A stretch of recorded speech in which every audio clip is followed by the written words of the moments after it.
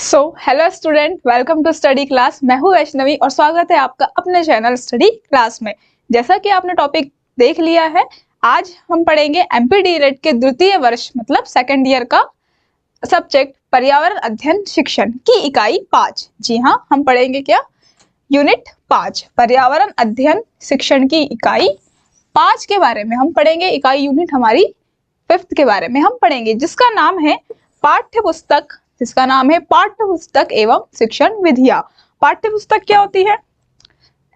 जो हमारा सिलेबस होता है ना, पाठ्य पुस्तक जिसको हम पढ़ते हैं, एवं शिक्षण विधियां मतलब जो पाठ्य पुस्तक होंगी, जो हमारा क्या होगा, सिलेबस होगा, पुस्तकें होंगी, ऑल ओवर सिलेबस होगा, उसकी शिक्षण विधियां मतलब उसे हम पढ़ाते किस प्रकार से है, ठीक है, किस टाइप से उसको कौन सी विधि द्वारा क्या किया जाता है, पढ़ाया जाता है। तो आज हम इस चैप्टर में पढ़ेंगे, ठीक है।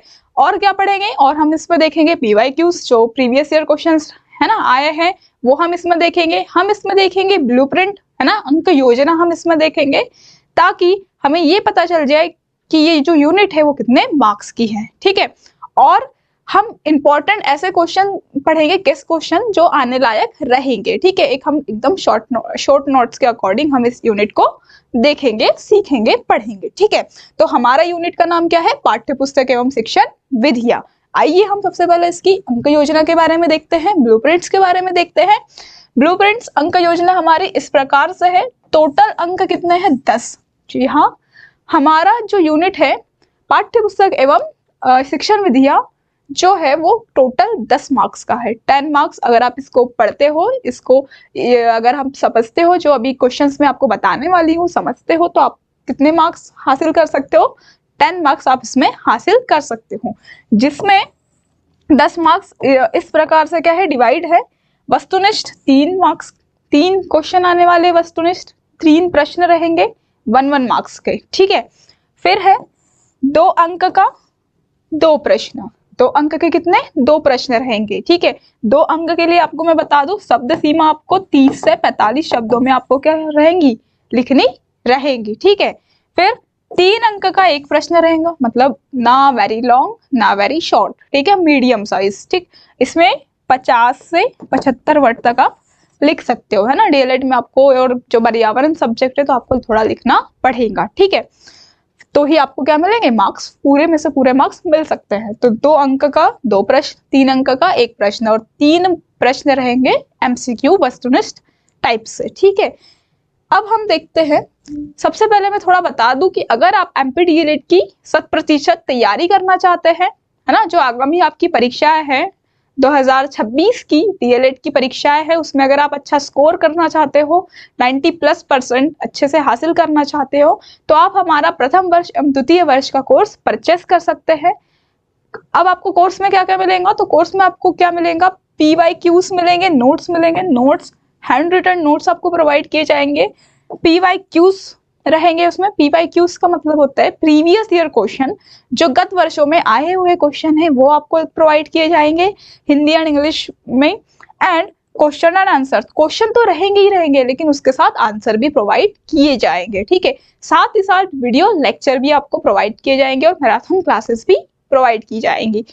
100% आपकी तैयारी कराई जाएंगी। आप अगर आप इस कोर्स को परचेस करते हो, तो आपको किसी भी तरीके की गाइड्स, है ना, मार्केट से बुक्स, नोट्स खरीदने की कोई आवश्यकता नहीं होगी। इसी एक कोर्स में आपकी संपूर्ण तैयारी कराई जाएगी, ठीक है।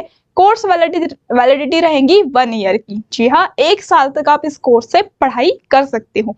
अगर आप अभी इसी वीडियो के डिस्क्रिप्शन में ऐप लिंक दी है, ऐप से डाउनलोड करते हो, ऐप डाउनलोड करके कोर्स को खरीदते हो, तो आपको 33% का, कितना, 33% का छूट मिलेगा, ऑफ मिलेंगी आपको। ये जो ऑफर है अभी सीमित समय के लिए है ना, ताकि आप अभी से खरीदिए तो पढ़ने के लिए आपको क्या मिलेगा, ज्यादा टाइम मिलेगा। अगर आप परीक्षा में अगर आप खरीदते हो, परीक्षा के टाइम पे खरीदते हो, तो पैसा तो उतने ही लगने वाले हैं, लेकिन क्या होगा, आपके पास टाइम कम बचेगा। इसलिए आप अभी जाइए, इसी वीडियो के डिस्क्रिप्शन में ऐप लिंक दी है, ऐप डाउनलोड कीजिए और कोर्स को परचेस कीजिए, ठीक है, और परीक्षा की तैयारी अच्छे से कीजिए, ठीक। अब हम बढ़ते हैं हमारे महत्वपूर्ण प्रश्नों की तरफ, इंपॉर्टेंट क्वेश्चंस की तरफ, ठीक है। हमारा प्रश्न है, प्रथम अन्वेषण विधि का अर्थ बताइए, है ना। कैसा भी आ सकता है, अन्वेषण विधि की परिभाषा, अन्वेषण विधि का अर्थ, है ना। अन्वेषण का अर्थ क्या होता है भाई, अन्वेषण का अर्थ होता है सिंपल सी भाषा में हम समझ सकते हैं कि रिसर्च करना, है ना। या फिर अन्वेषण का अर्थ हम कैसे समझेंगे, इसमें क्या होता है कि जो टीचर्स होता है ना, वो अपने बच्चों को क्या करता है, मतलब वो खुद से कहता है कि भाई क्वेश्चंस करो, खोजो, है ना। टीचर्स या शिक्षक जो होता है वो बालकों को क्या करता है, नए नए चीजों को रिसर्च करने के लिए कहता है। अन्वेषण का अर्थ ही होता है खोज करना, ठीक। तो हम थोड़े थ्योरी देख लेते हैं कि विधि क्या होती है। अनुसंधान विधियां शिक्षण की वह विधियां है, अनुसंधान विधियां शिक्षण की वह विधियां है जिसमें हम छात्रों को यथासंभव एक अनुसंधानकर्ता या खोजों की स्थिति में रखना चाहते हैं। सेम भाई कि हम जो शिक्षक है वो हम क्या चाहेंगे कि जो बच्चा है, जो बालक है, वो क्या करे, खुद क्या करे, खुद रिसर्च करे, खुद क्वेश्चंस ढूंढे, है ना, उसका आंसर भी ढूंढे, है ना। इससे क्या होती है, बालकों की क्या होती है, मनोवैज्ञानिक तरीके से ना, मेंटली फिजिकली जो भी है वो क्या होती है, उनकी जो क्षमताएं है वो बढ़ती है, विकसित होती है, ठीक है, ग्रोथ करते हैं वो। अर्थात वह विधियां जिनमें केवल वस्तुओं के विषय में कहे जाने से उनकी खोज को आवश्यक माना जाता है ना। मतलब कि अगर क्या होता है, अगर हमने कोई टॉपिक दे दिया बच्चों को कि भाई आप इस पे रिसर्च करो, तो उस जो टॉपिक है उसके बारे में वो क्या करेंगे, रिसर्च करेंगे, खोज करेंगे। तो जैसे कि अगर हम उन्हें थ्योरी बताएंगे, है ना, हम उन्हें अगर समझाएंगे, वो उतना मतलब नहीं जान पाएंगे जितना वो खुद स्वयं कर कर सीखेंगे, ठीक है। उतना वो क्या करेंगे, ऑब्जर्व नहीं कर पाएंगे जितना वो सेल्फ करेंगे, है ना, खोज। फिर है, छात्रों को कम से कम बताना चाहिए और उन्हें अधिक से अधिक क्या है, स्वयं खोज निकालने के लिए प्रेरित करना चाहिए। सेम वही अन्वेषण का अर्थ ही क्या होता है, विधि का अर्थ ही क्या होता है कि हम क्या करें, बच्चों को मतलब वर्क दे, बच्चों को काम दे कि भाई आप भी क्या करें, खोज करें, स्वयं निकालें। इससे क्या होंगे, जो बच्चे होंगे वो एक्टिव हो जाएंगे ना, एक्टिव हो जाएंगे। तो वही कहा है कि छात्रों को कम से कम बताना चाहिए। शिक्षक द्वारा क्या होगा, छात्रों को थोड़ा कम नॉलेज ज्ञान दे, तक और बच्चों से ही क्या करे, खोज करवाए, अनुसंधान करवाए, ठीक है। तो जैसे कि हमारा चैप्टर ही है कि शिक्षण विधियां, है ना, तो इसमें हम यही पढ़ेंगे कि कौन कौन सी हम ऐसी विधियां लाए जिससे बच्चों को क्या करे, बच्चों की ग्रोथ हो, बच्चों की शिक्षा में मदद हो, ठीक। तो पहली विधि है अन्वेषण विधि, वेरी इंपॉर्टेंट है और पेपर में आ सकती है, ठीक है। तो अन्वेषण विधि के गुण भी आ सकते हैं, दोष भी आ सकते हैं, लाभ भी आ सकते हैं, है ना। तो आप अर्थ समझिए तो आप क्या कर सकते हो, उसके बारे में लिख सकते हो, ठीक। आई होप आपको ये क्वेश्चन समझ में आ गया होगा। मूव करते हैं नेक्स्ट क्वेश्चन पे। नेक्स्ट क्वेश्चन है प्रश्नोत्तर प्रविधि। अब हम क्या करेंगे, हम शिक्षण विधि ही पढ़ रहे हैं, तो हमारा नेक्स्ट क्वेश्चन भी क्या है, प्रश्नोत्तर प्रविधि, ठीक है। तो प्रश्नोत्तर प्रविधि, देखो अब इसमें जो प्रश्नोत्तर लिखा है वर्ड, इसमें दो वर्ड है, कौन कौन से भाई, एक वर्ड है हमारा प्रश्न, है ना, और दूसरा वर्ड है उत्तर। दोनों से मिलकर बन गया भाई प्रश्नोत्तर, है ना। तो प्रश्नोत्तर प्रविधि का अर्थ होता है कि प्रश्न और उत्तर, मतलब शिक्षक द्वारा प्रश्न किए जाएंगे, बच्चों द्वारा उत्तर, है ना। इसमें ऐसा भी हो सकता है कि भी बच्चे प्रश्न कर रहे हैं, है ना, जो विद्यार्थी है, बच्चे हैं, स्टूडेंट्स है, वो हमसे प्रश्न भी करते हैं और शिक्षक को क्या देना पड़ता है, टीचर्स को उत्तर भी देना पड़ता है, आंसर देना पड़ता है, ठीक है। तो ये क्या है, दोनों के बीच क्या है, एक बोल सकते हैं दोनों के बीच कम्युनिकेट या संचार का माध्यम है कि एक प्रश्न करेगा, दूसरा क्या करेगा, आंसर देगा, ठीक। तो अब इसके हमको क्या पूछा है, दोष पूछा है ना। याद रखना कि प्रश्नोत्तर विधि क्या है, ये भी पूछा जा सकता है। तो अभी मैंने बताया प्रश्नोत्तर विधि मतलब एक जो होगा, शिक्षक द्वारा प्रश्न पूछे जाएंगे और जो बालक होगा, जो बच्चे होंगे, स्टूडेंट होंगे, शिक्षार्थी होंगे, उनके द्वारा उत्तर दिए जाएंगे, ठीक है। तो आप थोड़ा लिख सकते हो फिर से कि डायरेक्ट दोष नहीं लिखना है, सबसे पहले एक लाइन लिखना है कि इस प्रविधि के निम्नलिखित दोष होते हैं, ठीक। फर्स्ट क्या है भाई, इस प्रविधि का सबसे बड़ा दोष यह है कि विद्यार्थी को प्रश्न पूछने में शंका नहीं रहती, अतः कभी कभी विषय से हटकर भी व्यर्थ के प्रश्न पूछने लगते हैं। अब जो बच्चे होते हैं, स्टूडेंट हो तो बच्चे ही है, वो क्या होता है, कभी कभी होता है ना कि अगर आपका कोई टॉपिक चल रहा है, आप सीरियस टॉपिक या फिर आप करिकुलम के हिसाब से पढ़ा रहे हो, लेकिन जो छोटे बच्चे होते हैं, है ना, वो क्या करते हैं अपने हिसाब से, कोई चाहे अपने फैमिली से रिलेटेड हो या इन्वायरमेंट से रिलेटेड हो, कोई भी क्वेश्चंस पूछ लेते हैं, ठीक है। और उन्हें क्या होता है कि विद्यार्थी जो छोटे बच्चे होते हैं, उन्हें कोई ऐसा शंका होती ही नहीं है ना। क्या नहीं होती भाई, शंका नहीं होती है, मतलब उन्हें हेजिटेशन नहीं होता है कि टीचर्स है तो क्या बोलेंगे कि क्वेश्चंस करे नहीं करे, वो कोई भी क्वेश्चन हो उनके मन में जो आता है वो पूछने लगते हैं, है ना। तो ये एक दोष है कि बच्चे क्या होता है, कोई भी उठाकर कोई भी प्रश्न पूछ लेते हैं, तो ये एक दोष होता है। फिर यह प्रविधि उच्च स्तर पर ही अधिक उपयोगी है। उच्च स्तर मतलब अब जो छोटे बच्चे होते हैं वो तो कोई भी क्वेश्चन पूछ लेते हैं, तो ये जो विधि है वो उच्च स्तर पर ही क्या होती है, बेस्ट होती है, उपयोगी मानी जाती है। चाहे मतलब जैसे जो उच्च स्तर मतलब बड़े बच्चे जो होते हैं, है ना, मिडिल से बड़े जो बच्चे होते हैं, तो वो कोई आपको ऐसे बेहुदा सवाल तो करेगा नहीं टीचर्स को, है ना। वो जो रिलेटेड है, जो हमारे करिकुलम से रिलेटेड है, पाठ्यक्रम से रिलेटेड है, उसी के हिसाब से क्या करेंगे, क्वेश्चंस करेंगे, ठीक। तो ये क्या है, उच्च स्तर पर ही अधिक उपयोगी होती है। नेक्स्ट है, कभी कभी कक्षा में प्रश्नों की बौछार इतनी अधिक हो जाती है कि कक्षा का वातावरण ही बिगड़ जाता है ना। कभी कभी जो छोटे बच्चे होते हैं बहुत सारे क्वेश्चंस करते हैं, या फिर आप कोई टॉपिक्स पढ़ा रहे हो तो जो बच्चों की जो क्वेश्चंस की बौछार होती है प्रश्नोत्तर प्रविधि में, जैसे अगर हम ऐसे ही कोई क्विज टाइप रखते हैं प्रश्नोत्तर, तो उसमें होता है ना कि बच्चे निसंकोच बहुत सारे क्वेश्चंस करते हैं, तो जो आंसर देने वाला होता है या जो शिक्षक होता है वो क्या होता है, गड़बड़ा जाता है या फिर कक्षा का वातावरण ही बिगड़ जाता है। तो ये भी एक क्या है, इसका दोष है, ठीक है। याद रखना, जो प्रश्नोत्तर प्रविधि है वो मौखिक होती है, इसमें सिर्फ क्या होता है, प्रश्न पूछे जाते हैं और आंसर दिए जाते हैं मौखिक रूप से, ठीक। आई होप आपको ये भी क्वेश्चन क्लियर हो सकता है। इसमें भी ऐसा नहीं है कि सिर्फ दोष ही आएंगे, इसके गुण भी आ सकते हैं, अर्थ भी आ सकता है, ठीक है। तो आई होप आपको ये क्वेश्चन भी क्लियर है। मूव करते हैं हम नेक्स्ट क्वेश्चन पे। नेक्स्ट क्वेश्चन है हमारा समूह कार्य प्रविधि, है ना। समूह कार्य के उद्देश्य, समूह कार्य भी क्या है, एक प्रविधि है, विधि है, शिक्षण विधि में आता है। समूह कार्य इट मीन्स, हम अगर सिंपल सी लैंग्वेज में बोले तो ग्रुप स्टडी, है ना, ग्रुप स्टडी या ग्रुप वर्क भी हम इसको कह सकते हैं, कार्य वर्क, ठीक। तो समूह कार्य के उद्देश्य पूछा है। अब इसमें सेम भाई भी वो भी पूछ सकता है कि भाई समूह कार्य का क्या है, समूह कार्य क्या है, या इसके गुण क्या है, इसके दोष क्या है। तो इसका जो क्वेश्चन मैंने लिया है वो है उद्देश्य। तो आप थोड़ा समझिए कि समूह कार्य क्या होता है। सेम ग्रुप स्टडी, आप किसी भी 4-5 बच्चों का क्या बना लेते हो, ग्रुप्स बनते हैं, होते हैं स्कूल में ग्रुप्स बनते हैं। कोई प्रायोगिक कार्य या कोई सांस्कृतिक मतलब सांस्कृतिक कार्यक्रम है तो उसमें भी क्या होता है, भाग पार्टिसिपेट करते हैं तो ग्रुप्स बनते हैं ना। तो वही है कि सामूहिक अगर हम कार्य, शिक्षण विधियां जो है उसमें भी सामूहिक कार्य के रूप में भी हम क्या करते हैं, सिखाते हैं, और बच्चों को क्या करते हैं, हम सहभागिता कराते हैं, ठीक है। तो हम इसके उद्देश्य देख लेते हैं, भाई क्यों जरूरी है ना सामूहिक कार्य। सेम इसमें आपको क्या करना है, एक लाइन लिखना है कि विभिन्न विद्वानों द्वारा दिए गए सामूहिक कार्य के उद्देश्य निम्नलिखित है। फर्स्ट है, व्यक्ति को अन्य व्यक्तियों, है ना, व्यक्ति को अन्य व्यक्तियों, समूह और समुदाय में समायोजन प्राप्त करने में सहायता देना। उद्देश्य क्या है भाई, अब देखो अगर कोई अकेला व्यक्ति है, अकेला व्यक्ति काम करेगा तो वो उसी तक सीमित रहेगा, है ना। लेकिन सामूहिक कार्य का मतलब क्या होता है, समूह में, है ना। इट मीन्स कम से कम 4 से 5 लोग तो रहेंगे, या फिर ज्यादा भी रह सकते हैं। जैसे आपने बोला है कि किस व्यक्ति को अन्य व्यक्तियों, समूह और समुदाय, समुदाय तो बड़ा होता है ना, तो इनके साथ क्या होता है, समायोजन करने के लिए क्या होता है, सहायता प्रदान करता है, ठीक है।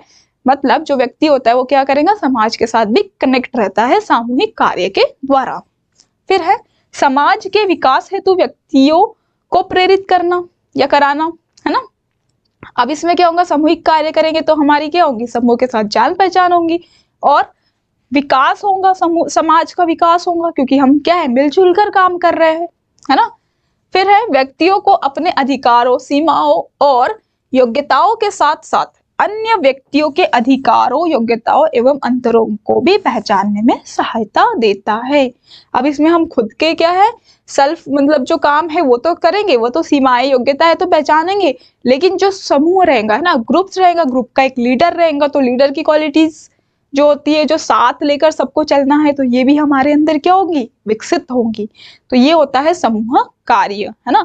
लीडर होगा, लीडर के साथ जो भी व्यक्तियां होंगे या फिर जो भी समूह में लोग होंगे, मेंबर रहेंगे, ग्रुप्स, है ना, तो वो क्या होंगे, उनकी योग्यताएं जो है, सीमाएं जो है ना, उनके साथ साथ उनके जो अधिकार होते हैं इनमें अंतर भी क्या होगा, पहचानने में सहायता देता है। तो सामूहिक कार्य के उद्देश्य आपको आई होप क्लियर हो गए होंगे, ठीक है, मूव करते हैं हम नेक्स्ट क्वेश्चन पे।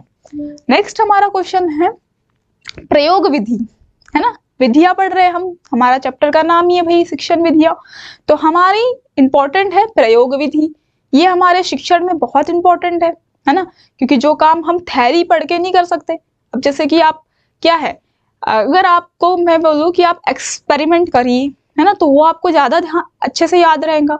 लेकिन मैं बोलूँ भाई जो एक्टिविटी है वो आप बस 2 पेज पढ़ लीजिए थ्योरी, जो पढ़ी हुई चीज है वो आपको याद नहीं रहेंगी, लेकिन अगर आप करोगे, आप प्रैक्टिकल करोगे तो आपको अच्छे से याद रहेगा। ठीक है, तो ये हमारी क्या है, इंपॉर्टेंट विधि है, एक्सपेरिमेंटल विधि। ठीक है, तो हम पढ़ते हैं।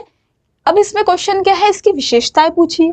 प्रायोगिक विधि आपको पता है क्या होती है, जिसमें हम प्रैक्टिकल रूप से सारी चीजें क्या करते हैं अपने आंखों से, हाथों से, है ना, आंखों के सामने हाथों द्वारा जो करते हैं। ठीक है, जिसमें क्या होता है, कुछ सामग्रियां यूज होती है और हमारा एक निष्कर्ष निकलता है। ठीक है, तो प्रयोग विधि जिसे प्रैक्टिकल भी कहते हैं, क्या होता है, सबसे पहले इसकी विशेषताएं देख लेते हैं। मानसिक विकास में सहायक, वेरी इंपॉर्टेंट है ना, इससे क्या होता है, मानसिक विकास में सहायक होता है। हम जो बुक्स पढ़ते हैं, अगर हम अच्छे से उसको रियल लाइफ में इंक्लूड करें, रियलिटी देखें, तो वो क्या होगा, हमारी मेंटल जो हेल्थ होती है उसको डेवलप करता है। नेक्स्ट है स्पष्ट एवं स्थायी ज्ञान, हम खुद से कर रहे हैं ना प्रैक्टिकल, तो हमें क्या होता है, स्पष्ट ज्ञान होगा, है ना, और स्थायी ज्ञान मतलब स्थान पे ज्ञान। नेक्स्ट है कम खर्चीला, प्रैक्टिकल होता है तो कम खर्चीला है, खर्च कम लगता है। फिर है छात्रों का सक्रिय होना, है ना, जो चीज हम स्वयं करते हैं तो उसमें क्या है, हम एक्टिव ज्यादा रहते हैं। ठीक है, फिर है अध्यापन को रोचक बनाने में सहायक, रोचक मतलब होता है क्रिएटिव, है ना, क्रिएशन, अच्छे से क्रिएटिविटी बनाने में, जो हमारी अध्यापन होता है, शिक्षण होता है, उसको हम क्या करते हैं, क्रिएटिव बनाते हैं प्रैक्टिकल के थ्रू। ठीक है, फिर है प्रयोग विधि, जो एक्सपेरिमेंटल मेथड होती है, एक व्यवस्थित और वैज्ञानिक अनुसंधान तरीका है। प्रैक्टिकल लैब जो लैब में होता है वो क्या है, एक साइंटिफिक है ना, साइंटिस्ट जो वैज्ञानिक लोगों ने अनुसंधान किए।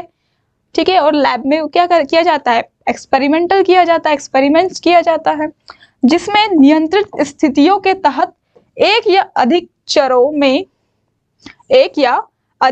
में क्या होता है भाई, चर मतलब होता है वेरिएबल, क्या होता है, चर मतलब होता है वेरिएबल में हेरफेर करके कारण प्रभाव संबंध की जांच की जाती है ना।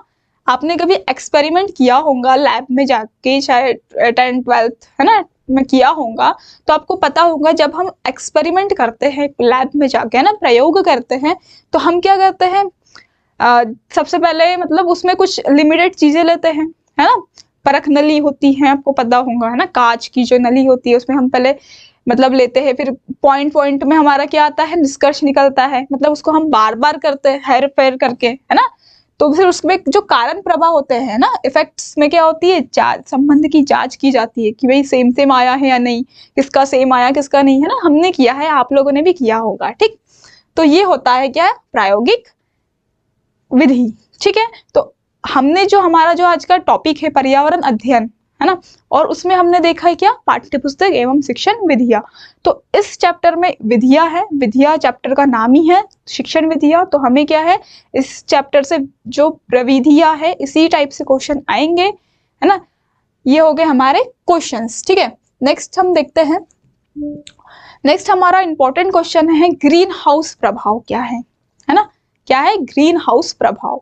ग्रीन हाउस प्रभाव के भी, तो ग्रीन हाउस प्रभाव से बचाव है, तो सबसे पहले आप ग्रीन हाउस प्रभाव देख लीजिए क्या होता है।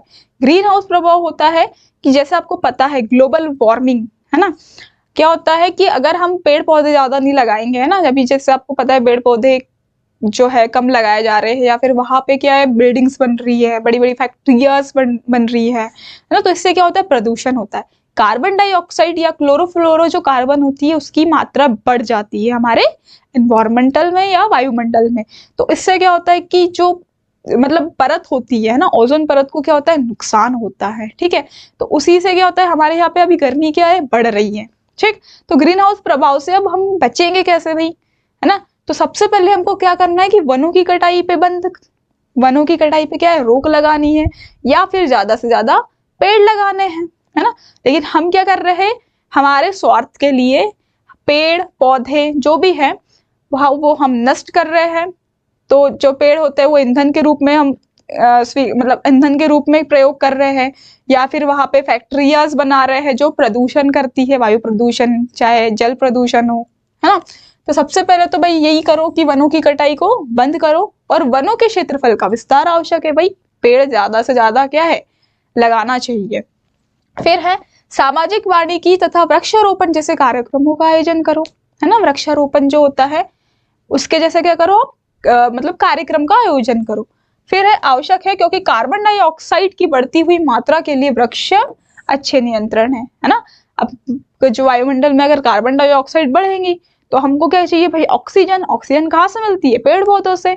तो पेड़ पौधों क्या करते हैं, जो पेड़ होते हैं वो कार्बन डाइऑक्साइड को नियंत्रित करते हैं, नियंत्रण में रखते हैं। तो हमें सबसे ज्यादा क्या लगाने हैं, पेड़।